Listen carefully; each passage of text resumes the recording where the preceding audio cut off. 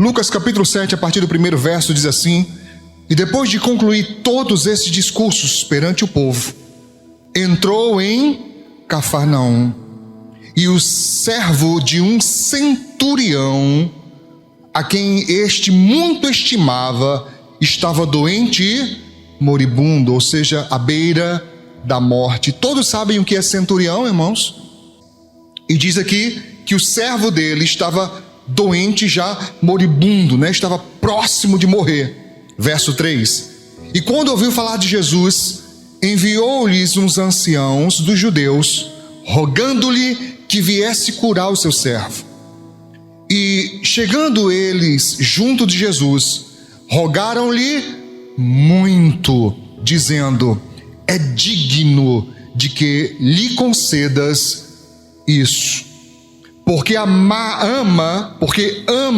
a nossa nação, e ele mesmo nos edificou a sinagoga.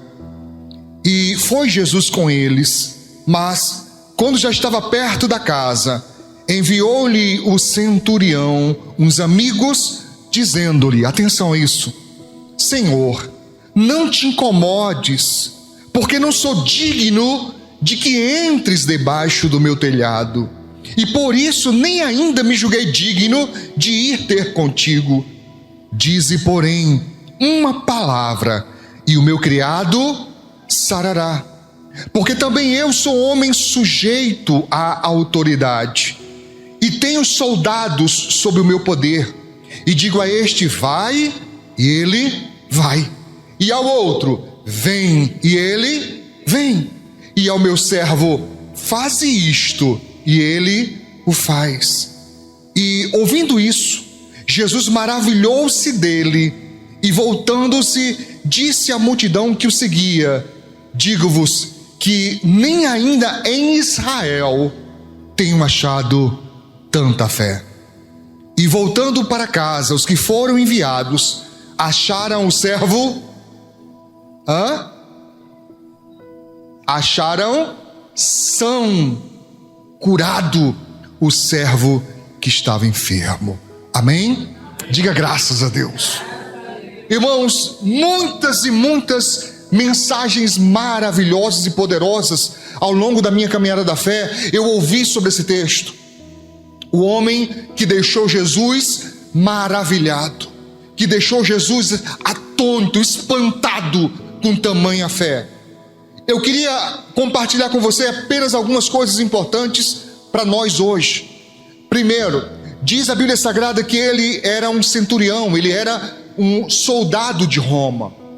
Mas a descrição que a Bíblia faz dele é interessantíssima, porque ele ouve falar de Jesus, por óbvio que Jesus estava curando as pessoas, e tendo ali um servo, um empregado, um serviçal, ele se preocupa com a saúde desse rapaz, mostrando o tipo de coração que esse homem tinha.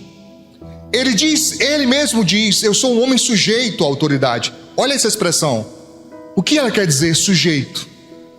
Me ajuda a entender. A palavra sujeito quer dizer o quê? Nesse sentido aqui, não no sentido de ser, um sujeito, não. Aqui, nesse sentido quer dizer o quê? Submisso. Um homem submisso à autoridade. Veja onde ele se coloca. Eu sou um homem sujeito à autoridade, mas não é só a autoridade que está acima de mim, eu também exerço autoridade. E ele explicita isso, especifica isso, dizendo: eu digo a um homem, um soldado, vai, ele vai. Eu digo a outro, vem, e ele vem. Eu digo ao meu servo, faça isso, e ele faz. Ele está dizendo para Jesus: eu entendo como é que isso funciona. Eu entendo o que é a autoridade. E ele diz: por isso mesmo, por entender a autoridade, é que eu não me acho digno que o Senhor venha até minha casa. Olha que coisa poderosa, irmãos. Eu não mereço, eu não sou digno que o Senhor entre na minha casa. Ele se reconhece pecador, ele se reconhece uma pessoa falha. Eu não tenho dignidade para isso. E por essa mesma razão ele disse: eu nem achei digno de eu ir falar com o Senhor. Eu pedi para que outros me representassem, porque lembrem, ele pediu para que autoridades, anciãos, autoridades fossem falar com Jesus. É como se ele dissesse: esse é um patamar que a minha autoridade não alcança. É uma autoridade diferente. É uma autoridade sobrenatural. Amém? E ele diz aqui que quando esses anciãos chegaram, note, irmãos, eram judeus, não eram cristãos, eram anciãos, e ele, ainda assim, já que ele estava pedindo para que representasse, ele diz: fale por mim, peça por mim, por favor, eu preciso que o meu servo fique curado, então peça por mim. Os homens chegam lá e dizem: Senhor, faz isso por ele, ele é digno, ele é merecedor de receber esse milagre. Os homens dizem: sabe por quê, Senhor? Ele ama a nossa nação. É interessante isso, por favor. Roma havia dominado a Israel. Israel tinha que pagar impostos pesadíssimos a César. O povo de Israel estava sob muita pressão, muita angústia, porque estava empobrecendo, porque os impostos aumentavam e aumentavam. Você conhece a história.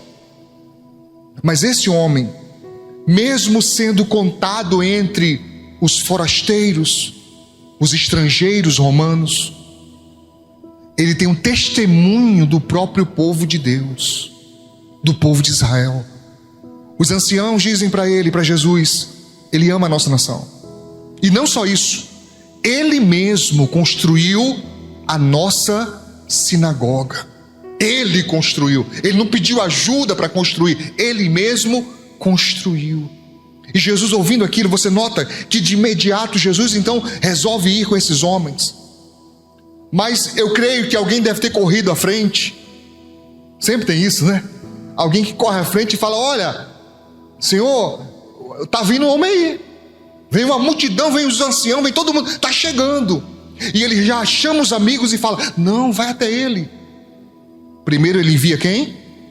As autoridades, os anciãos. Agora ele pede aos seus amigos: por favor, me representem. Vão até ele e digam que não precisa vir. E não é preciso porque eu sou orgulhoso, não é preciso porque eu sou prepotente, arrogante, não é nada disso. É porque eu não sou digno que o Senhor entre na minha casa. E eu entendo sobre autoridade. Ele está dizendo: basta uma palavra. Se o Senhor disser, eu acredito que é o suficiente. Uma palavra. Se o Senhor disser uma palavra, eu acredito que vai. É como quem dissesse assim, irmãos: o Senhor tem os seus soldados, os anjos, e se o Senhor mandar, o milagre vai acontecer. Não precisa o Senhor vir pessoalmente, uma palavra é suficiente, eu acredito. E diz a Bíblia Sagrada, irmãos, que Jesus se maravilha. Ele fica espantado, ele fala: gente, nem em Israel, nem entre os que conhecem a Deus, eu encontrei tamanha fé. E quando os amigos voltaram, o rapaz já estava curado, são. Eu estava meditando sobre isso, sobre essa questão de autoridade, e eu descobri uma coisa importante, irmãos. Por que muitas vezes parece que aquilo que nós estamos pedindo vai se tornando mais e mais distante? Parece que vai ficando mais e mais difícil, mais e mais complicado.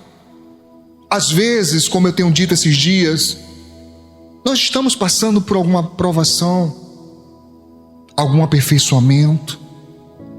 Às vezes são lutas normais do dia. Às vezes nós provocamos e estamos colhendo o que plantamos. Cada caso é um caso.